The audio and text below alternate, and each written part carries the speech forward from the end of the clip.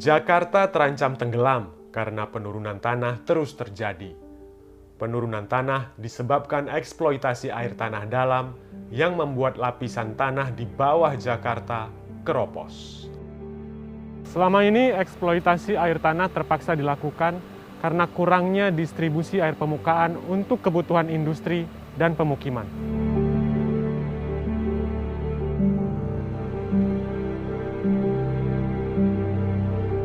Air adalah kebutuhan dasar manusia.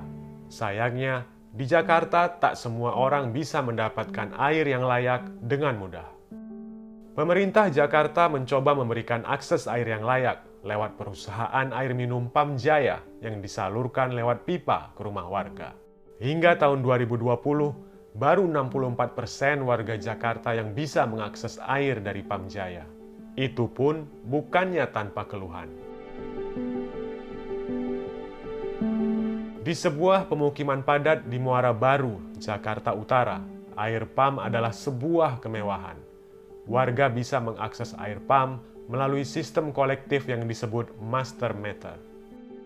Sistem ini tadinya dibuat untuk memfasilitasi warga yang ber-KTP Jakarta, namun tak memiliki hak legal atas kepemilikan tanah dan bangunan yang mereka tempati. Sistem ini bisa membantu warga mengakses air. Tapi konsekuensinya, harga air jadi lebih mahal dibandingkan harga standar jual Pam Jaya kepada warga di tempat lain.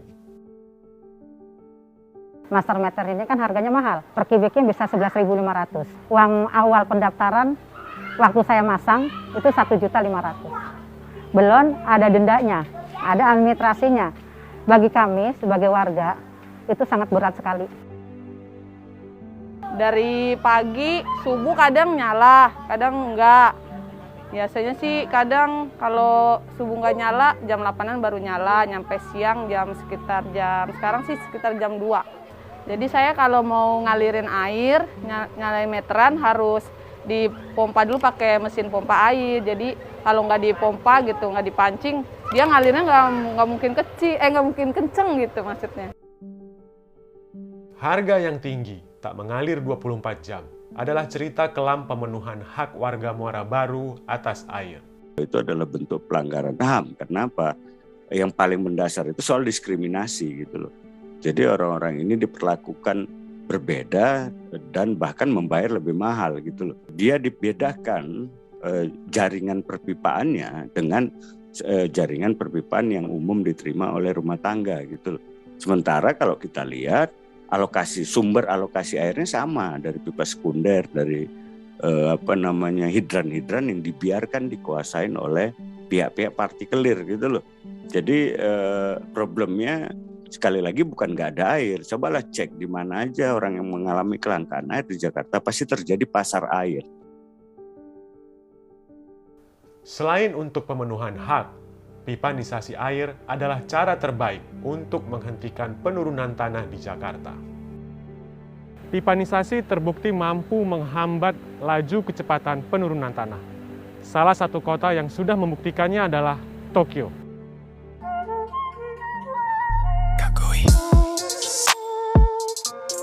Kota Tokyo di Jepang pernah jadi salah satu kota yang mengalami penurunan tanah yang masif.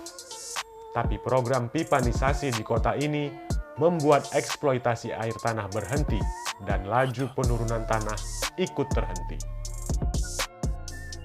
Beginilah perbandingan penurunan tanah di Jakarta dan Tokyo dari waktu ke waktu. Baru 64% warga Jakarta yang terlayani air dari Pam Jaya. Angka ini memang tampaknya tak tumbuh terlalu pesat. Lantas, apa yang menjadi tantangan terbesar Pam Jaya untuk melakukan pipanisasi di Jakarta dan memberikan akses air pada seluruh warga?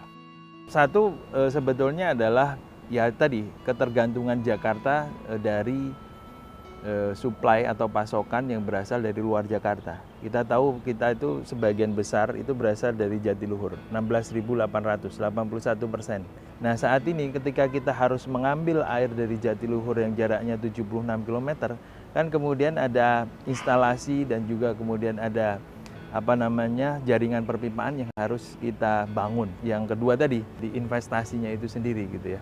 Karena untuk bisa kita melayani warga dengan membangun jaringan perpipaan yang saya sebutkan tadi itu relatif cukup besar. Kami saat ini sangat intens dengan PUPR, dengan Pemprov untuk bagaimana punya strategic financing untuk hal ini. Tekanan menjadi semakin tinggi karena kondisi pandemi ini. Fiskal DKI semakin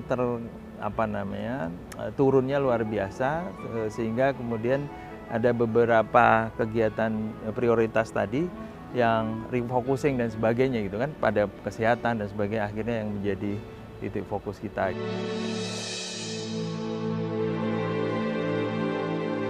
Memastikan warga mendapat hak atas air yang layak tak hanya berarti pemenuhan hak paling mendasar untuk warga, tapi juga upaya paling efektif menghentikan penurunan tanah Jakarta agar tak terancam tenggelam seperti berbagai prediksi sebelumnya.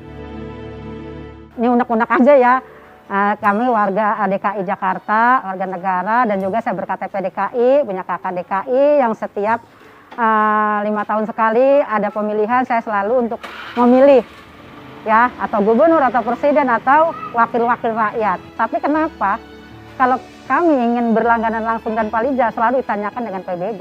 Nah, waktu memilih saya nggak ditanyain punya PBB nggak untuk memilih, itu aja. Itu. Terima kasih.